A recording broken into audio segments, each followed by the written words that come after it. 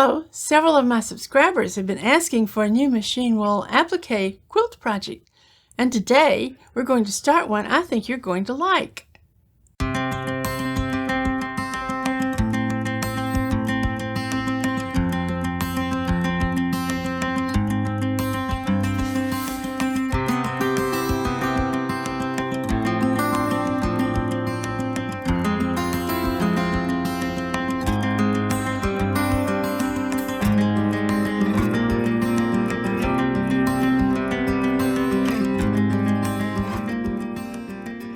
Welcome back to my studio. Today we're going to be starting the stained glass inspired KingFisher design, which combines wool applique and decorative stitching. I've sized this quilt at 20 inches by 20 inches, so you can use it for the front of a throw pillow, like I'm going to, or a wall hanging. I've posted a free pattern and instruction set for it on my website, and I'll leave the link to it below.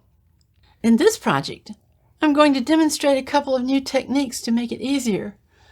We'll try things like digital cutters that can help you make a whole set of throw pillows and get beautiful, consistent results.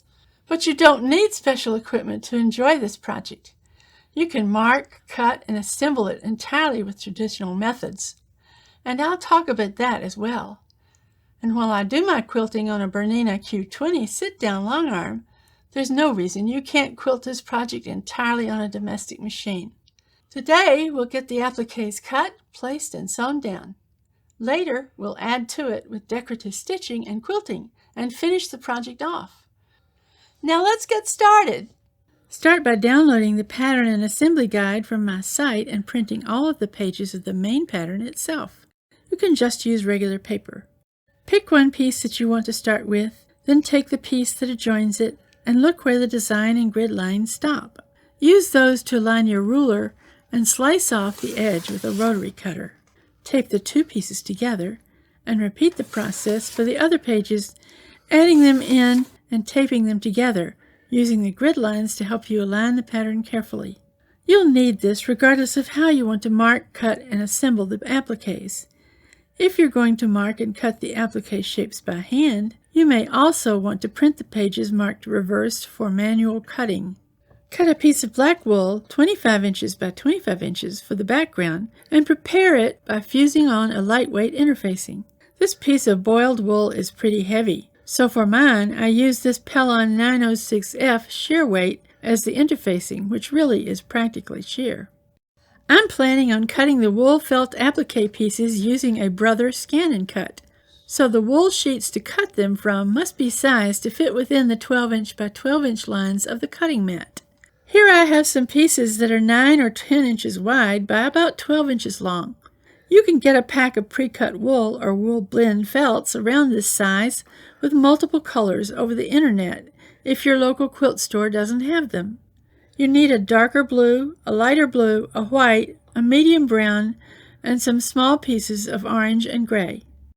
If you are hand cutting the applique pieces, then before you iron on the steamer seam, you need to take the sheets of applique shapes labeled for manual cutting and trace them onto the steamer seam sheets with a light tablet. If you are using a digital cutter like the Scan and Cut, then skip this step. Here I think I need to trim the steamer seam about an inch off the side to fit the piece. You can use the light yellow grid on the steamer seam to help you trim things to fit. Pull the paper off the side that does not have the grid on it, making sure the sticky stuff stays on the piece with the grid, and place it onto your felt. Iron the steamer seam onto the felt, pressing it for 10 or more seconds. You want to make sure it's fully down. Press first, don't push your iron around until it's attached. The package says it needs 20 seconds for full attachment, but that's for later when you're fusing the cut applique pieces onto the background. Just be sure it is well attached for cutting. I think this piece is a little too long, so I will cut off a little strip so it will fit on the Scan and Cut mat. Now your felt is ready for cutting. To cut out the pieces, I'm using a Brother Scan and Cut and the Canvas Workspace software that you can download for free from the Brothers website. You'll also need the SVG files that were included with the download for my pattern. Let's start with cutting the dark blue pieces of the KingFisher. Launch the Canvas Workspace software. Open the SVG file that has the shapes for the dark blue pieces. Take a look at the placement of the pieces to see if it looks right. Then export it to your scan and cut machine using the Through the Internet setting. You can probably use less fabric if you lay out the pieces really carefully, but for today, I mainly want the process to be really visible on camera. Now let's go over to the scan and cut itself. I tried several ways to get the best results cutting through the wool felt together with the Steam-A-Seam 2 backing. Here's what I found works best. Use the low loft cutting mat, which has kind of a turquoise color. Remove the backing paper from the Steam-A-Seam. Place the piece right side up with the Steam-A-Seam down on the mat and make sure it is firmly in place.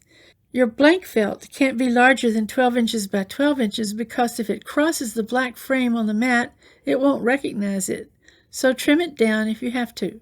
It's very important to make sure it is fully stuck to the mat. Set the machine's left side lever at 2 to accommodate the depth of the felt. Place the mat on the machine up against the bumper guide on the right and make sure it's even at the roller. Press the Load/Unload button. Choose Retrieve Data and then from the Internet. The design you exported from the computer will load onto the machine and appear on the picture of the mat on the screen. If your fabric covers most of the mat, you might not have to scan it to see if your design fits. But if you're working with a smaller piece, touch the scan icon. After it scans the fabric, use your finger or stylus to move the cutting designs so they're all on top of the fabric pictured in the scan. Select Cut and start the cutting. Sometimes the felt is thick enough with the backing that it needs to take a couple of passes to cut all the way through. Either way, it will tell you when it's finished.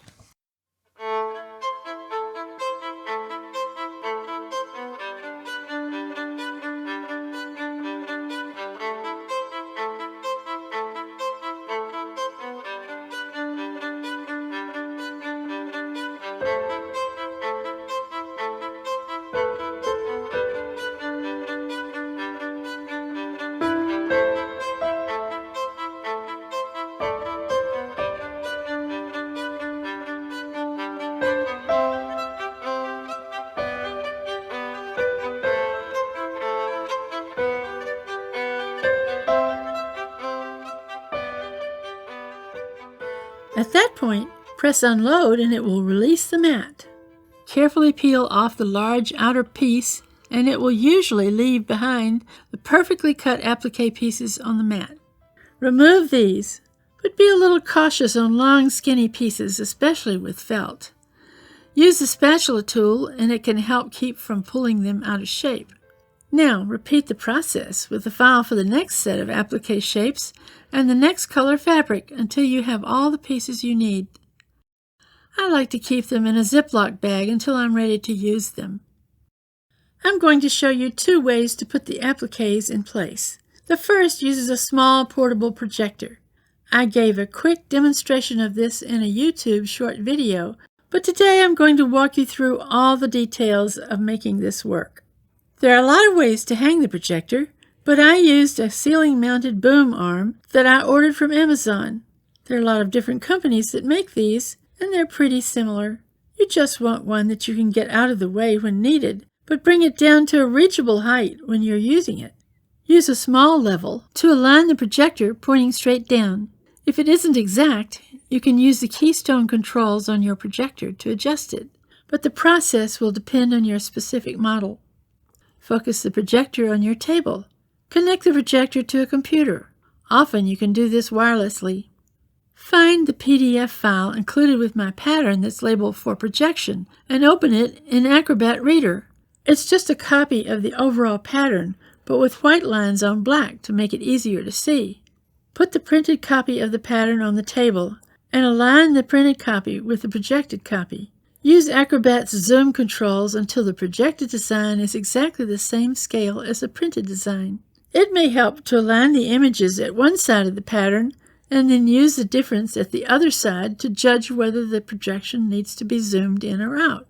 Acrobat Reader will let you control the zoom down to very precise levels.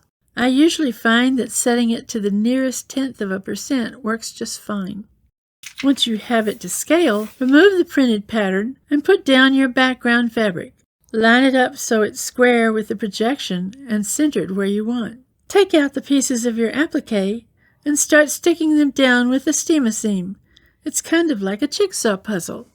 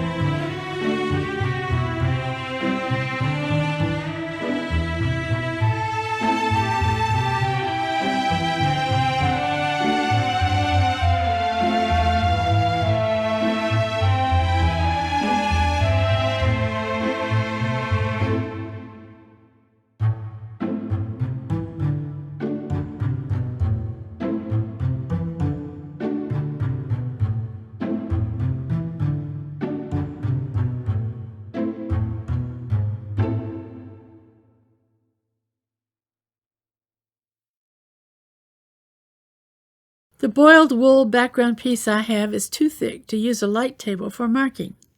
If you don't have an overhead projector, you can mark the placement with a tracing wheel and clover tracing paper.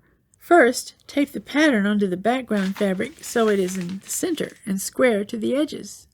Trace around the edges of the pieces as accurately as you can. You'll need to use a fair amount of pressure. I'm just using an inexpensive loom-arm tracing wheel I got from Amazon.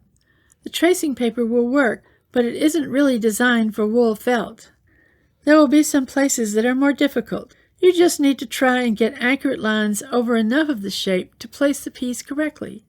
When you're finished, lift an edge of the paper to see that everything is traced, but keep it partly taped down so you can replace it if needed.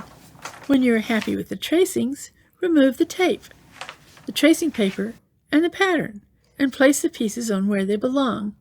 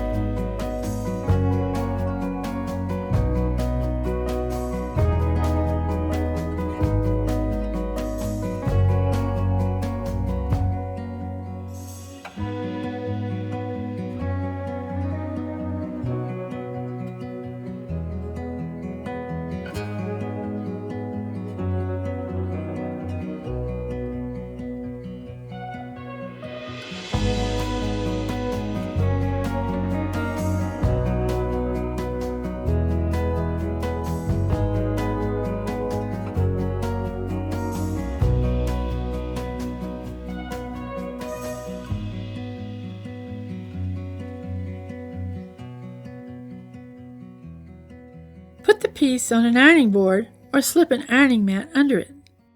Cover the design with the backing paper from the Steam-A-Seam 2 to hold the appliques in place while you tack them down with the iron.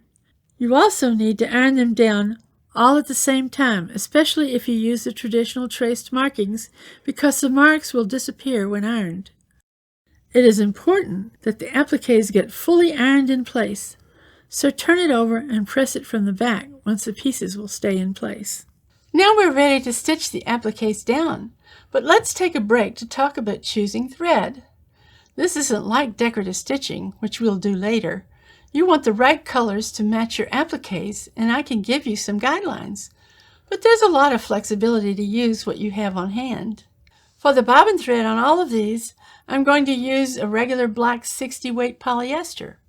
Also, sometime back at a quilt show, I won a collection of Superior Micro-Quilter colors, so I'm using several of those here for the top threads. Micro-Quilter is a 100 weight polyester thread, and it's an example of the kind of thread I'd recommend you to use.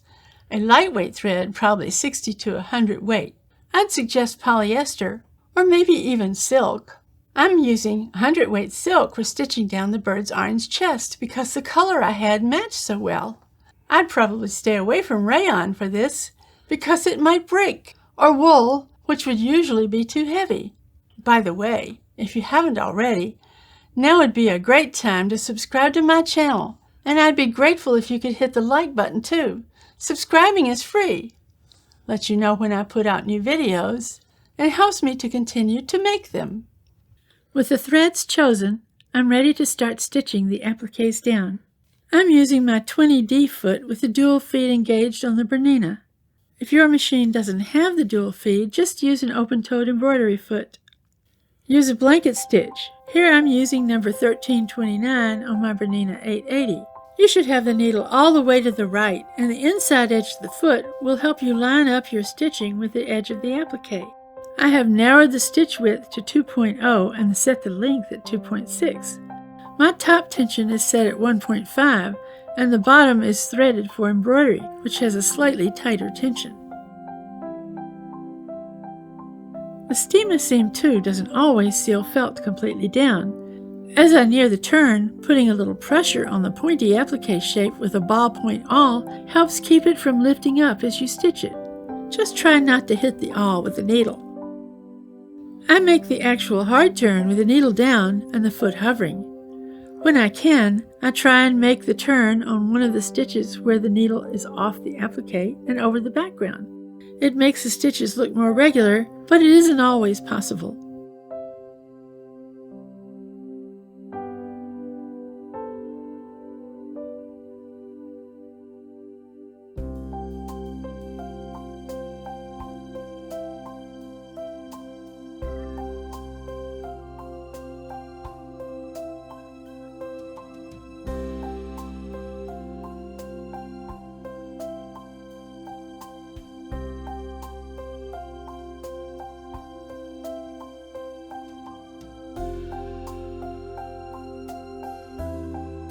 Think of your hands as a hoop holding the fabric flat and in position.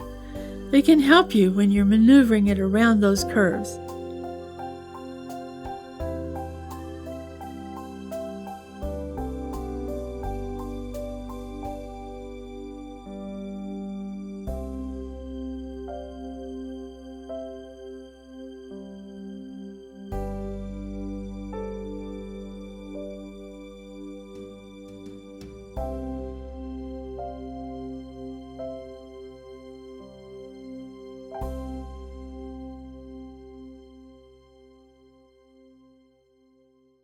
I decided to keep the same thread for stitching down the lighter medium blue pieces as the darker blue, because the other alternatives I had seemed too light colored. It shows up a little more, but it looks a bit more like hand stitching, which some people like. Some of these small pieces are starting to lift up, so I need to be careful getting them stitched down. My Steam-A-Seam probably isn't holding as well as it would normally, because I took the appliques up and put them down again before ironing them when I was demonstrating 2 ways of marking the project. At the end of stitching an applique, if you go a little ways past where you started stitching, you won't have to bury your stitches.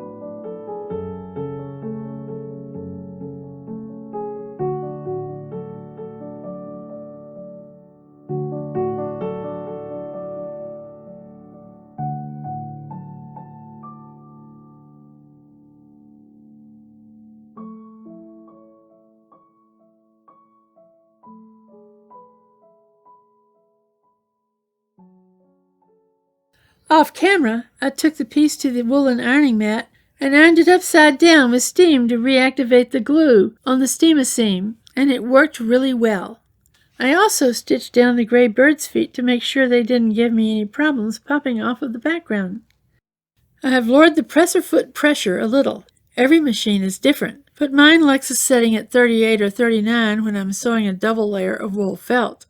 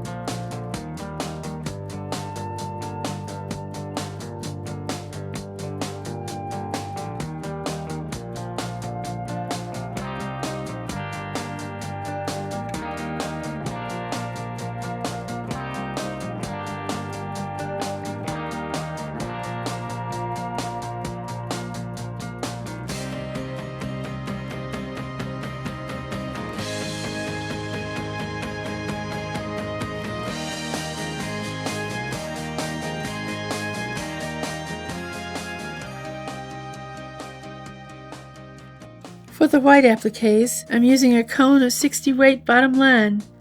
There are a lot of different colors just called white, and you just need to look through different threads to pick the best match. The main thing I want to show you here is that because it's a cone, I'm using a net to keep the thread tidy as it's feeding through the sewing machine.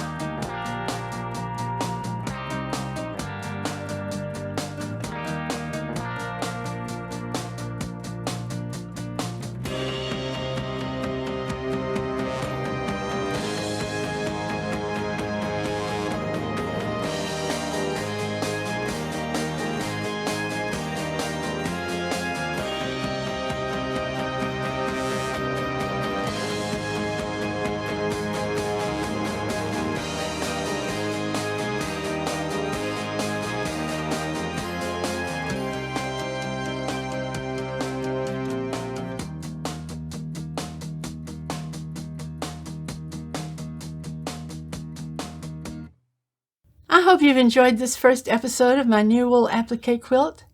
At this point, we have our applique fused and secured down. Next time, we'll work on the decorative stitching that fills in the details of the KingFisher design and then quilt it to complete the project. As always, if you have any questions or comments, please post them below and I'll try and get back to you as soon as possible. See you next time. Until then, have fun in your studios.